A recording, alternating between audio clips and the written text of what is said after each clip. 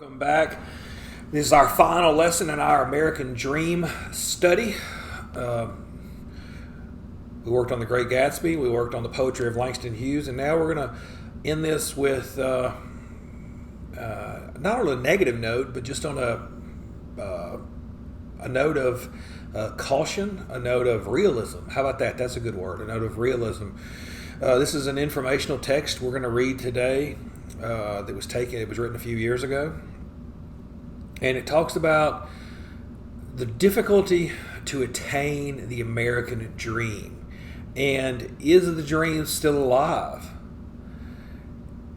Can people still get what they want? Do people still believe in it? Because for a dream to be alive, it requires people to still believe. And are we trending as a nation? Certain people in the country, certain segments of society, such as certain people from impoverished families and socioeconomic backgrounds, are they suffering from a dream deferred, like Langston Hughes warned about in our poems from yesterday? What happens to a dream deferred? Is that happening in America right now? So this is what we're going to read. We're going to take out this article by a guy named Shapiro, and we're going to talk about it. I'm going to read through it, and we're going to talk about each section. The Dream Faces Harsh New Reality by Shapiro. This came from 2012, so a lot has happened in those 8 years, good and bad. And so kind of from this reading and what we're going to go over now, think about, have things changed for good or for bad in the last 8 years? This article from 2012, 3 years after the economic recession, which was in 2008-9, Shapiro of NPR's Morning Edition interviews Americans about their feelings about the American dream.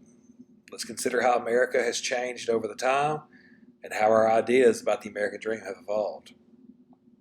The American dream is a crucial thread in this country's tapestry, woven through politics, music, and culture. Though the phrase has different meanings to different people, it suggests an underlying belief that hard work pays off and that the next generation will have a better life than the previous generation. But 3 years after the worst recession in almost a century, the American dream now feels in jeopardy to many. The town of Lorain, Ohio, used to embody this dream. It was a place where you could get a good job, raise a family, and comfortably retire.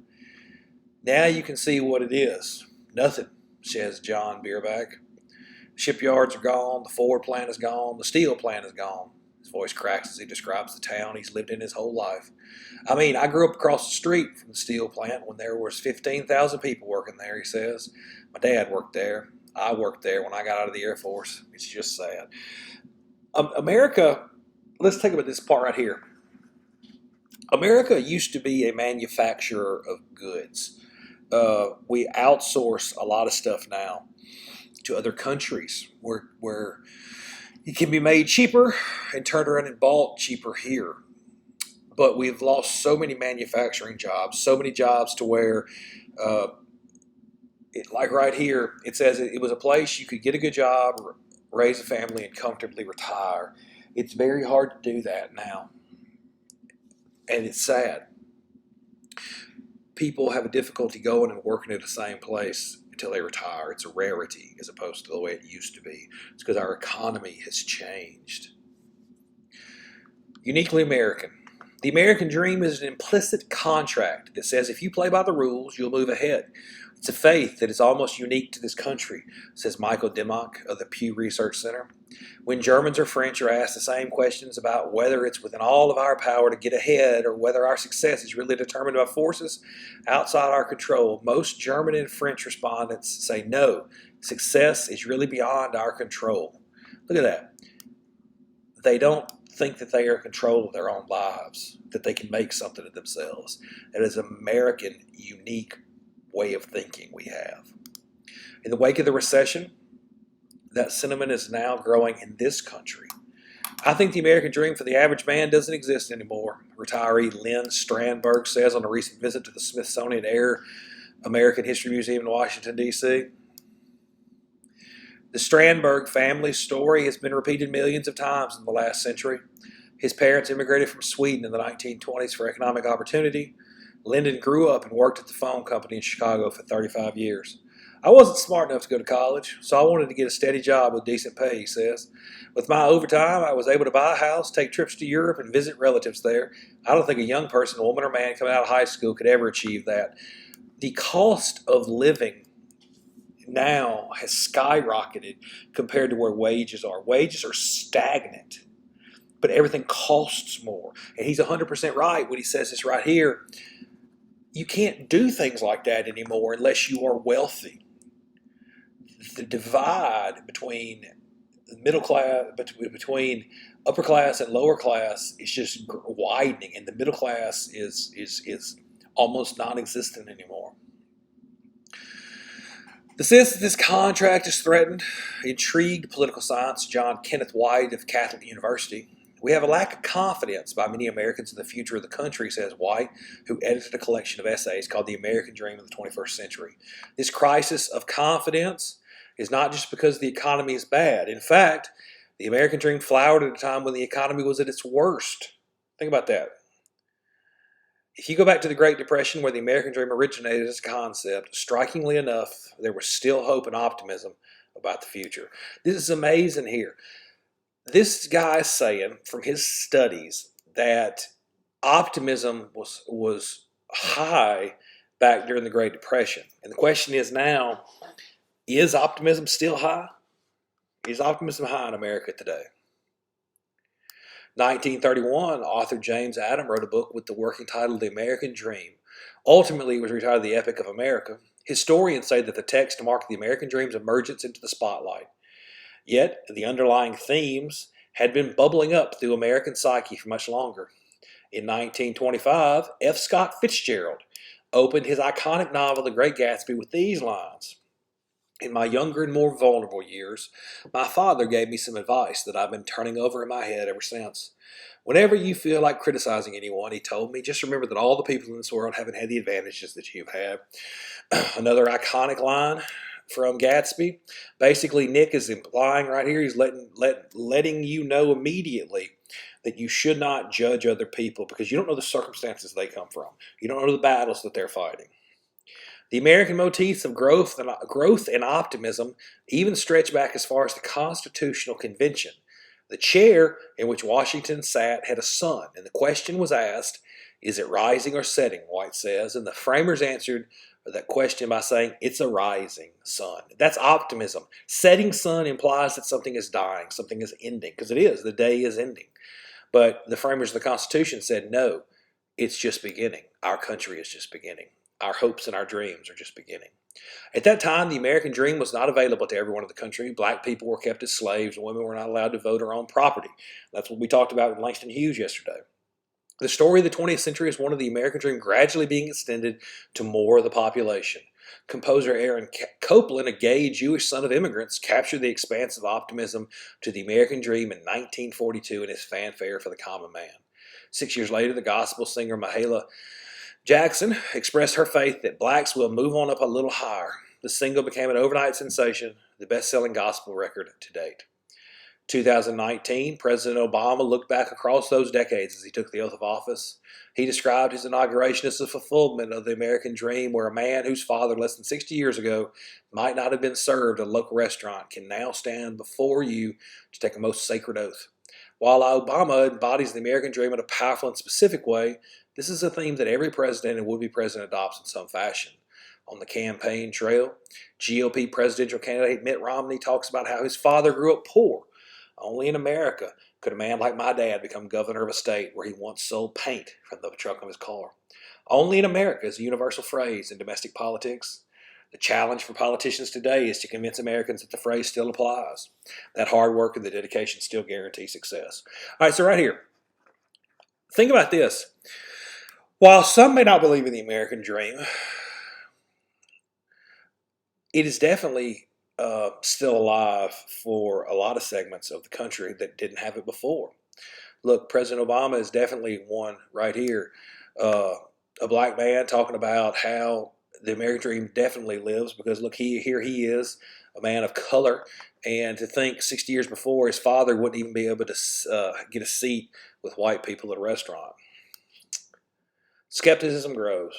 The faith is faltering. That faith is faltering, especially among the poor, says pollster Dimmock. Lower income whites and lower income African Americans are more skeptical about the American dream. Higher income blacks are pretty optimistic about the American dream as higher income whites. This basically says right here, look, if you have a good bit of money, you're going to be a lot more optimistic and think that the American dream is real as opposed to those who don't. Now, there's all kinds of ways you can read into that, and we'll get to that in a little bit. As cynical as this may seem, the numbers suggest that the people most likely to believe in the American dream today are those who've already attained it. In other words, the people who've got the American dream believe that it is possible to get. There's a certain truth to that.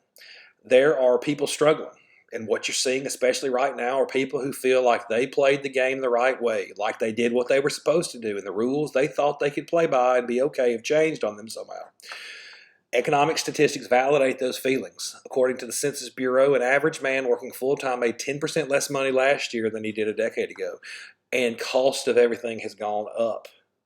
We're making less money because the cost of everything has gone up and our wages have not. That's why the American dream suffers for so many people, because it's so implicitly tied to money, even though we established earlier that the American dream doesn't have to be about money, but it is for so many people because money makes the world go round. That's just realist, man. That's just realism. The question for this country is, can the dream be restored? And if it can't, what does that mean for our identity as Americans? Or, as the poet Langston Hughes put it, what happens to a dream deferred? It's pretty interesting concepts. Pretty interesting concepts tied into what we've been reading. Let's answer our questions. Based on the information in the article, what is the American dream? Well, look, that's basically what we talked about from day one. I can't tell you what the American dream is because what my idea of it is different than what your idea of it is. Question number 2, paragraph 6, what is the meaning of the word implicit?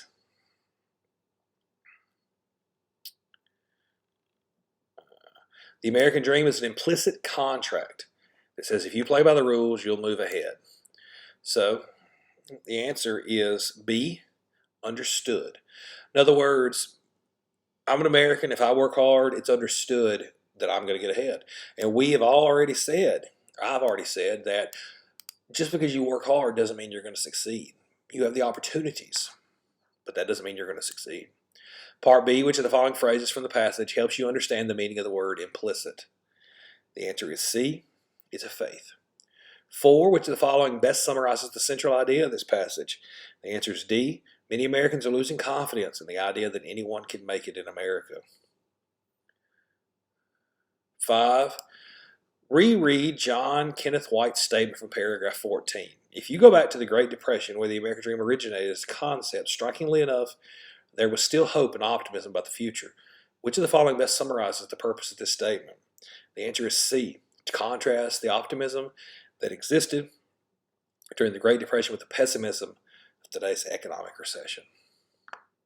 In other words, people were more optimistic back then when the Great Depression was a horrible time. It can't be put into words. None of us have experienced anything like it, and hopefully we never will again. And they're saying that the optimism was greater then than it is now. According to the information article, How Does President Obama Embody the American Dream? We already talked about that a little bit, a black man becoming president, whereas, a couple generations ago, that would be impossible. Kind of goes to what Langston Hughes wrote about how you keep holding on to the dream and eventually someone will realize it. Don't give up on it. Number 7, what can you conclude about the American dream based on the section titled Skepticism Grows? Well, the answer to that is D, belief in the American dream differs primarily by social class and income. In other words, if you've already achieved it, or you have a better opportunity to achieve, then you're going to believe in it more than somebody who comes from a poor background, somebody who has a difficulty in family life, poor environment, someone who's nurtured, and someone who has never really wanted or is going to believe in it more than someone who does and has. Copy a piece of evidence from the text to support your answer. We're going to move on. Which of the following best summarizes the author's likely purpose for ending the article with a series of questions? Well, to help the reader understand the importance of the American dream. Period. These are yours down here. Do you agree the American dream is in jeopardy? In America, does hard work equal success? Well, I've already said hard work doesn't equal success, because you may work harder than anybody and you still may fail. That's part of it. That's part of the risks.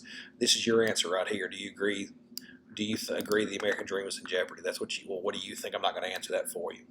How does a person become successful in America? Is it just hard work?